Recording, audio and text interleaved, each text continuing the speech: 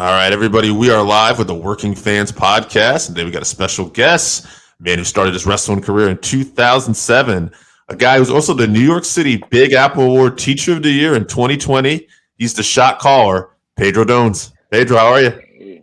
Hey, man called Dave. Thanks for having me. Thanks for having me. I Ah, appreciate it. This is awesome.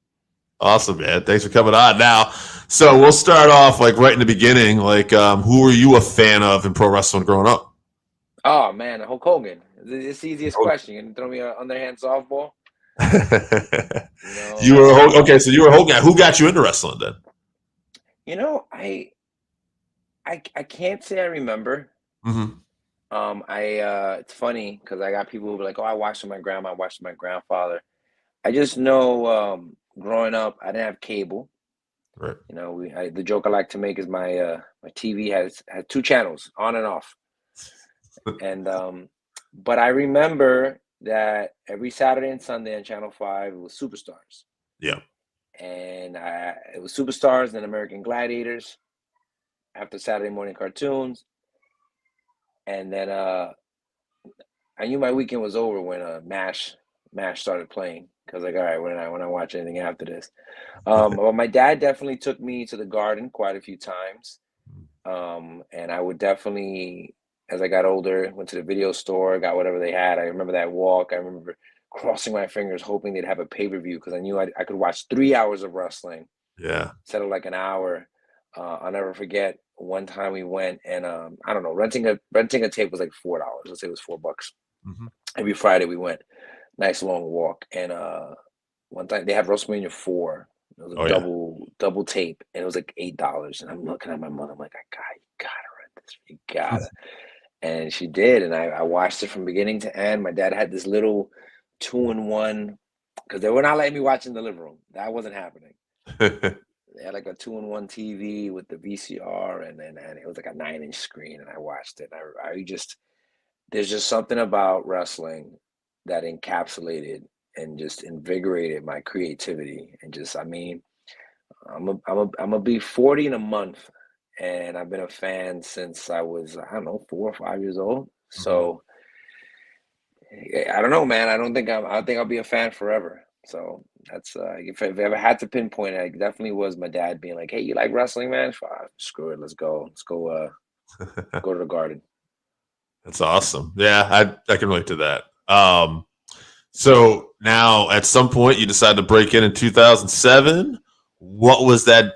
What was the decision process like, and how did you get started? All right. So I worked for the phone company, and I graduated high school in 2000, went to college, minding my own business. And a buddy of mine, this is back, when I aged myself. You didn't buy tickets online. You bought tickets over the phone. Picked up the phone, waited on hold for 3, 4 hours. I worked for the phone company. You're not gonna believe this, but I had some phone numbers. Yeah. And a buddy of my mine was like, "Hey, you want to go to WrestleMania?" It was WrestleMania 22 in Chicago, and I was like, "I really haven't really left the New York area." He's like, "Hey, I'll buy the tickets, pay me back." And I was like, "All right, cool." Went to Chicago, saw WrestleMania, thought it was cool. Don't remember much from it. It was a good WrestleMania, whatever. It was the last, actually, I like to say it was the last WrestleMania in a small arena Mm-hmm. because after that it was in stadiums. Right. So it was like in Roseland or Rose, like I don't remember exactly. It was like 16,000 people. And then the following year, he's like, "Hey, you want to go again? It's in Detroit." So in my mind, I was like, "Oh, I'm going to WrestleMania as a fan. I don't care anybody watching this. Call me a Mark. I'm handsome. You can call me a Mark. I'm handsome. Like I'm, very well off. But yeah, I'm a Mark. I went to WrestleMania. But the Detroit one was an event. Fireworks. It was the Donald Trump one where they threw money from the ceiling. And honestly, I don't remember any of the matches. I just remember the fireworks and the roar of the crowd. And I went home and I was like, I went to my hotel room that day and I said, I got to do this. And again, small world. My buddy was friends at the time with Prince Nana, who's on AEW. Nana's a Gleason's Johnny Rod's guy, very good guy. And he'd always told me again, word of mouth, the school in Brooklyn. It's on Front Street.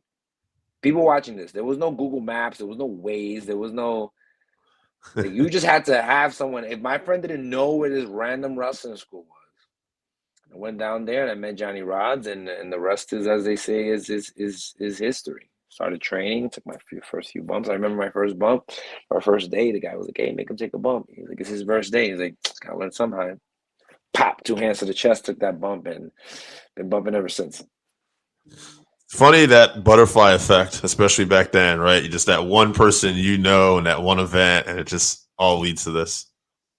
And this is the thing that's unfortunate about this generation is that the FOMO is real. You always wonder about what's next or what's that. For me, it was one line. I was like, I'm gonna go tomorrow. I'm gonna sign up. He told me how much it was. I was like, I'm going to come back another day with money. It wasn't what it was today. So just an interesting turn of events, as they say. But yeah, it was definitely like, I'm gonna do this. And I needed to know someone to help me with it. Yeah. It's like just knowing the right people sometimes, right time. Yeah. And then the rest is the work. Correct. Yeah. Yeah. Now, at some point, you decided you were going to be a school teacher too. Did you have the degree beforehand? Did you go in the middle of your career? How did that end up? Well, I was working full time while going to school full time, and I finished in 2006. And I was like, I got all this free time.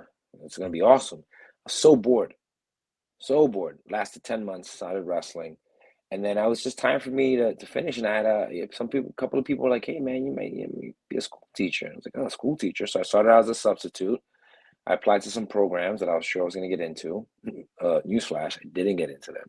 Mm. I was back to the drawing board, and I was substitute teaching, and I wasn't making a lot of money, but I found that I was really, really enjoyed working with kids, being able to mold their mind and things of that nature, and being a teacher in wrestling kind of works because of the time that you're allotted. Um, I've been really fortunate to not ever get injured or anything like that, but the summers, the benefits, can't shit. Hey, out there, if you're wrestling, have some health insurance. And I started teaching in March 2008, so it'll be 15 years this coming March, and Oh. it's been a journey. It's been fun. Yeah. So you've been teaching about as long as you've been pro wrestling, then, roughly. Well, the difference is when I was teaching, I'm booked every day. Right. As a wrestler, you got some dry spots. You got some dry spots. And there was a couple of years there where I didn't wrestle those. I took about a 2.5, 3 year break. And sometimes when you take a break in wrestling, it's not through your own volition. It's the break is kind of called for you. So that's what I was working with. And I didn't wrestle. I didn't wrestle from I want to say March 2016, maybe, till about spring 2019. Yeah, I didn't wrestle for like 3 years. Anything. No shows, no bookings, nothing for about 3 years. Do you, like you said, being 40, where I'm 45, do Handsome. you train? Handsome, I see. You trying. Do you train differently now though? Like, you have a different, kind of regiment did you do now, supposed to like when you started? I imagine you would. Yeah, so I still train. I train with Damian Adams. I do the wrestling training. I keep on my timing. As he told us one time with a Sorek, he was like, your timing's the first to go. Because I'm very happy to be very in tune with my body.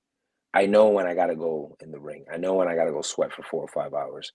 Um, I don't disrespect the profession with regards to training. I don't want to curtail it. Anyone out there that might be listening saying this guy just trying to make excuses to not train. But I am going to be 40. I have to take care of my body differently. One of the things that goes when you get older is your recovery. Something as simple as a scrape that 20 years ago would have been gone in 2 days is a scar now because your skin heals differently.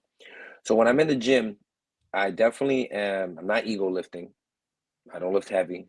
I lift light. Go for reps. I kind of go through the flow. I was like, what's my body feeling today? Does my body want to do chest? My body want to do lower body? I lift at least 3 times a week. My diet is a lot different. I intermittent fast. I I have days where I want to eat. The other day I went to a establishment that had beverages, the adult variety, and wings, and bread pudding. Oh And I yeah. partook in all those endeavors. They had the finest meats and cheeses. And I went to town. And then for 2 days, I was like, I'm going to drink water and eat tuna because of the recovery process. So a lot of it is based on recovery, and anyone out there, like, invest in your body. I spent a lot of years spending money on like sneakers and clothes, things that I like, and I still like those things. But now it's like, I'm gonna get a massage. Mhm. I'm gonna buy this supplement. I'm gonna go food shopping a little cleaner and invest in that. But definitely the training regimen is changing. Lifting a lot, not as heavy.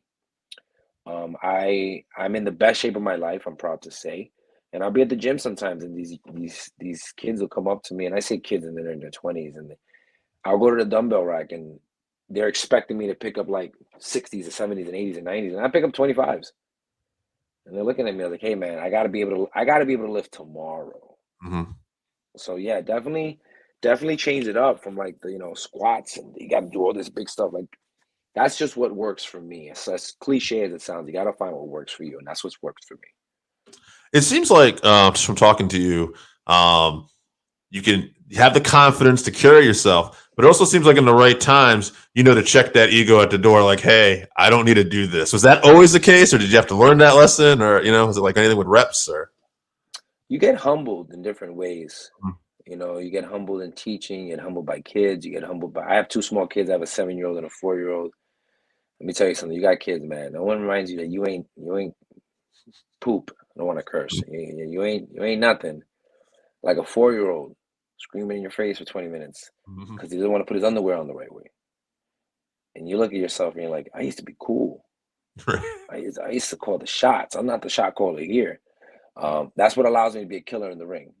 I've been very fortunate to have that other side, my id, the Freudian, the deep inside you, allowed to be unleashed in the ring. And unleashed is the proper word. The opportunities I've been given this past less than a calendar year. I've worked more in the last year than I probably did the previous 4 or 5, and that's because someone finally believes in you.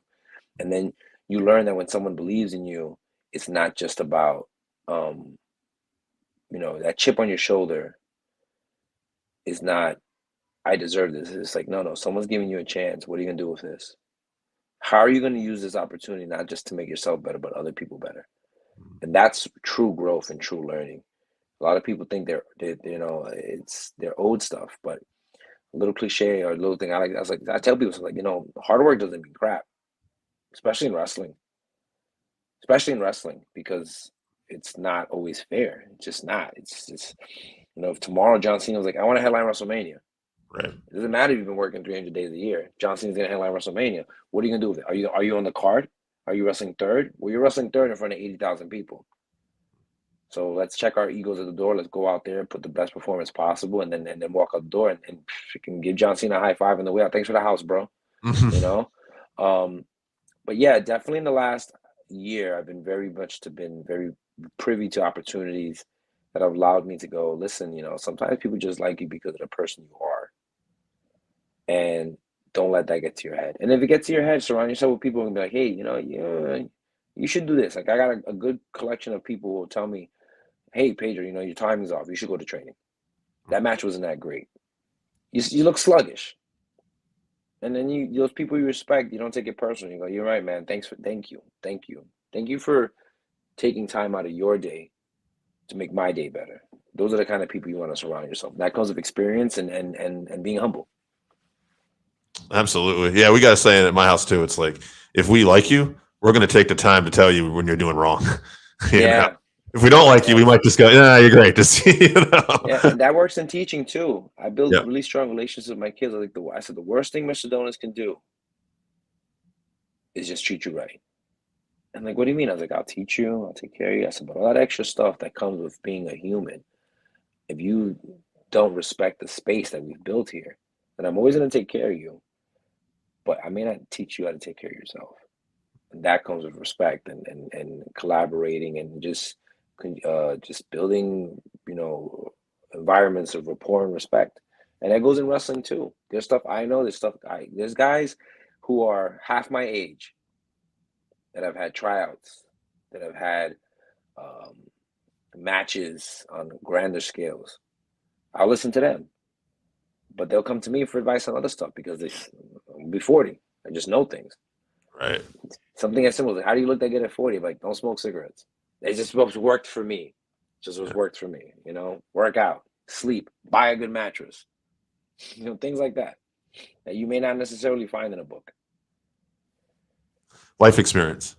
Life experience, yes. Yeah.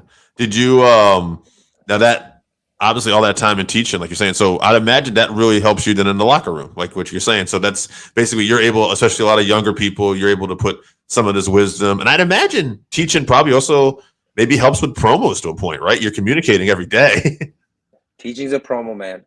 Every Yeah. day I'm cutting a promo on kids. Like the other day, they're kids. They weren't paying. I was like, you know what? I'm gonna stop and I'm gonna look at that pipe because no people aren't listening to me, and I'm handsome and things I have to say are important. And just like this. They were like, did he just say it? I was like, hey, yeah. I'm not gonna yell. I'm not gonna raise my voice. I'm not gonna yell at you. You know. So being able to deliver and communicate and choose your language wisely, and engage people and involve people in the process. Sometimes when people ask for advice, they get spoken to as opposed to spoken with. It's a conversation about what happens next and what's best for them. And being okay with people listening to you and being not necessarily agreeing and doing it their way. And sometimes being blunt. I've told a couple of guys what I think to my mind straight up.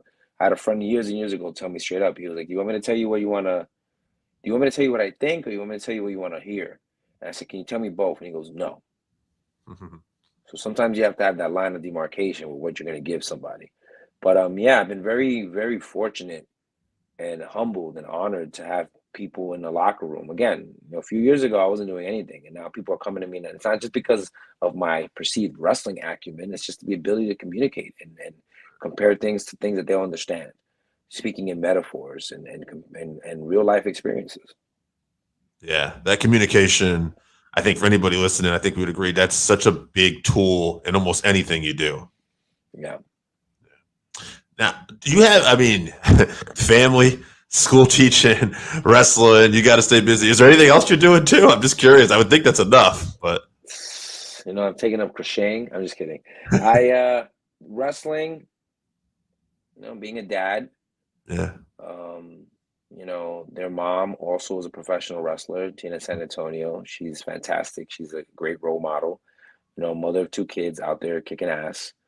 And we've definitely found time to balance our careers. She's got her career. She's actually performing tonight. She's all over the place. And when I got shows, she has shows. My mother and my father and even my brother, they without them, we couldn't do any of these things. Tagging grandma, we pick up the bat phone. My mother's a saint. And my dad, my brother yesterday. I need to come. I need to go to the gym. Okay, man, can you pull up and watch the kids for a couple hours? And he did. So they allowed me to have that extension. At school, I'm also a master teacher and the head of the math department. So I'm also coaching at school and helping other teachers improve their craft. Um, I think that the timing thing is funny. Like, you know what I do? Like, I don't watch TV. I don't watch any. Like, I watch wrestling or YouTube clips about sneakers. I like sneakers. Mm-hmm. But like, I don't play PlayStation, and not that there's anything. I love my PlayStation. Like, she's still downstairs collecting a little bit of dust. But there's just certain things like, oh, did you watch this show? I'm like, no, because I don't, I can't commit the hour to watch that because I gotta go to the gym, or I gotta read a book to my kids, or I gotta go plan a lesson. But needless to say, I keep myself busy, but busy keeps me alive. Yeah. It's a great way of wording that. Yeah. Yeah, busy keeps me alive. So obviously you took the next question, balancing time. But I guess the way you answer that too is what really has been a big help for you too is just having a great base, like a great support system. Like you feel, I'm guessing you're very fortunate to have that. Yeah, I don't take it for granted. I know it can be gone in an instant. Lord knows that we've seen tremendous loss and trauma in the last few years. So now that I've been given this ability, what am I going to do with it? I'll go to a show that's definitely going to be something that's going to add joy to my life. What's going to bring me joy? Going to a certain show, taking a professional development, sitting down with my kids for a few hours. Just playing on our tablets, eating candy, going to the park. So if I'm allowed that time because of my support system, what will I do at that time? Now, guess what? There might be days where I just want to sit on my couch and watch RoboCop for the 500th time. Greatest movie of all of cinema. But those are the decisions I'm making, because one day they might not be there. My mother's not going to be young forever. My father's not going to be young for, they're 65 and they're 60 and 59 and 66. So they're still salient and coherent, but things happen. So while things are okay, I'm going to maximize it. Absolutely. Now, we'll have two more questions because we've been so gracious with your time. The teaching, you got the award, I noticed, in 2020 during the pandemic. Tell me a little bit about that. Like, what was the criteria and how did that all come about? So there's 80,000 teachers in the Department of Education. You can recommend any teacher for what's called the Big Apple Awards, which is kind of like the Grammys of teaching. They pick anywhere between 18 and 20 teachers. It's a cohort. I actually was a finalist before schools closed down. So March comes and I got observed, and usually when a teacher gets observed, it's like 15 minutes. The lady was there for a full hour, and she was like, "Listen, man, like you can tell it's not, you're doing it," and it was very humbling because I was just, I was with my co-teacher, Ms. Moore, who's fantastic, and I was just teaching kids with, there's certain moments where, you talk about communication. I remember this one time I had this one kid, Jay, um, Napoleon complex, 4 feet tall. I wouldn't know about that. I'm 5'5" on stilts, jumping up and down. And I was very gruff. Very like, you gotta be a man. I've evolved. And I remember he left the class for some reason, and I called his name a few times. And I told this friend Brian, I was like, you better tell him to get his butt back here. And that boy walked in that room, that young man, and I looked at him and I was like, he doesn't need smoke right now. He came back. And I looked at him and I said, Jay, why you playing me like that, bro? How you gonna do that to me, man? And the guard came down. Oh, I was like, hey, man, but I never do that. Let's talk about it, bro. Let's talk about it. Like, I would have been any other adult just yelling at him. And that wasn't the case. And I don't even remember where I was in the award process. So we get sent home. I think they forget about me. My co-teacher comes down with COVID. She's on a ventilator for 6 weeks. And I'm like, I remember one of the last, I told her, I was like, I'm going to teach on Instagram Live and YouTube. She's like, no, now's not the time to go rogue. I was like, now's the perfect time to go rogue. Did you watch superhero movies? This is when Batman comes out. And I started a YouTube channel because I had kids, I had a couple kids, and I've told the story before where like some kids were handing in their work like at 1 o'clock in the morning. And the one girl was like, I don't have internet. I use my mom's phone. Grade A student. So we sent kids home with workbooks and laptops. We're like, figure it out, bro. So I was like, I can't teach live and mark her absent when her mother's a nurse. At the time, I was portraying this Russian character called the Big Action. He had a talk like Johnny Rods. He talked like this, baby. Had a nice purple suit, the sequins, the braids, the gold teeth. Oh, he missed the nice. And I sent out a poll, and I was like, you guys want to see Mr. Dones teach, or you want to see the Big Action teach? 88% said, I don't know how I didn't get 90%, but that's neither here nor there. And I cut a few videos as him. I had a process where I would develop my videos. A lot of it was like, you're talking like caveman stuff. If I told someone who edits videos the stuff I did, they'd look at me and be like, yo, so what was it like discovering fire, bro? And knowing that the wheel turns. Like that stuff like that. There's a wrestler named Bobby Orlando. He's our mom. Fantastic. He helped me with one of my videos, and I was very, very grateful to him. He helped me like splice this video. And I know I didn't give him the easiest canvas, no green screen. He was like, it wasn't easy, but I'll do it for you. And he did that for me. He didn't have to do it. Stuff like that is very humbling, The shot caller will still beat him in the ring. The shot caller me and the shot caller are different people. You're talking to Pedro right now. But Pedro was very grateful for that. And then got a little exposure, got on the news, started talking about the human aspect of teaching, and one thing led to another. And last day of the school year, I got selected, and it was very humbling. 19 out of 80,000, like 0.002%, something outrageous. And I was given a platform, and I continued to try to ask myself how I can leverage that. Once you win an award, people will make jokes like, "Oh, how long are you gonna hold that over your head?" I'm like, "I'm sorry, bro. When was the last time you were anything of the year?" I could say it from an arrogant standpoint, or I could say it from, listen, I have a voice and I want to maximize it and speak for kill switch engage. I want to be the voice of the voiceless. A little Jesse Leach there for you. But yeah, that's how it went down, man. It was pretty sweet. That's awesome, man. Two more questions. One, beyond wrestling in particular, how has that company been working for you? Because I've seen you on those shows a couple times. I I cannot stress how grateful I am for the opportunities that Beyond and Wrestling Open have given me. Like I said, I've worked more dates in the last year than I probably did the previous 10, and I'm not exaggerating.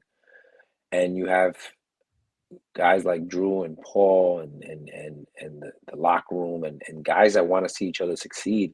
And here I come, this old fogey, you know, and they saw something in me. And sometimes that's all you need. And that's why I love teaching. Kids just need you to see something in them. Mm. And here these people came and they were like, yo, you got something.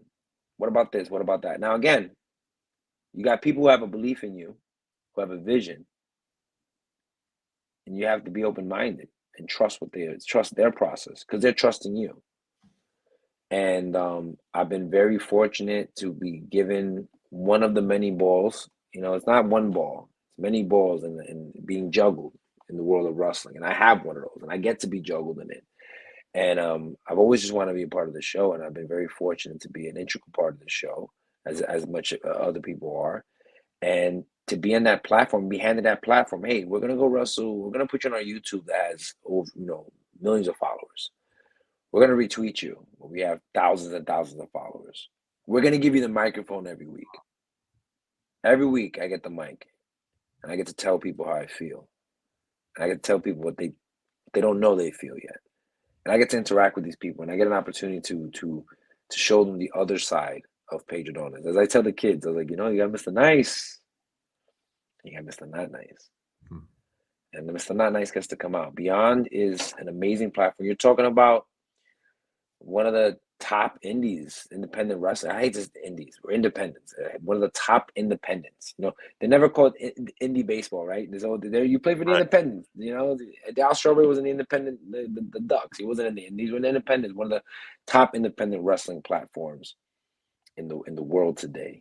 And to be able to have a role in that has been incredibly humbling. And I don't plan on losing my spot anytime soon. They keep giving me the ball. I'm gonna keep running with it. I think it's like 3.5 million YouTube followers too. They have right now, so it's the worst math teacher ever. It's a heck of a it's a heck of a platform, like you said, though. Yeah. Well, if you could just stay on with me for a little bit, but we're good. The kids are quiet. Nothing's breaking. No one's crying. We're good. Well, I'll just tell you what. Why don't we just anything you want to promote? Twitter, Instagram, matches coming up. Anything you want to talk about? Listen, Wrestling Open every Thursday forever. The White Eagle, Worcester, Massachusetts. You want to see the best up and coming talent the independents have to offer. $10. Yeah. Man, if I knew there was an independent wrestling show that was $10 a week, I would have been spending all my allowance on it. We got Restival coming up. We have you know what? Give me one moment because I don't want to. There we go. The Autumn Classic next Thursday on Thanksgiving. Wrestling Open presents the Autumn Classic. We've been running every last Thursday on a Thursday night. 300 plus people. In the White Eagle. I think parent teacher conference or something that did not allow me to be there, but I was happy for my friends. I was happy that they were there. So every Thursday forever, we got Motherload coming up, Beyond Wrestling at the end of November 27th.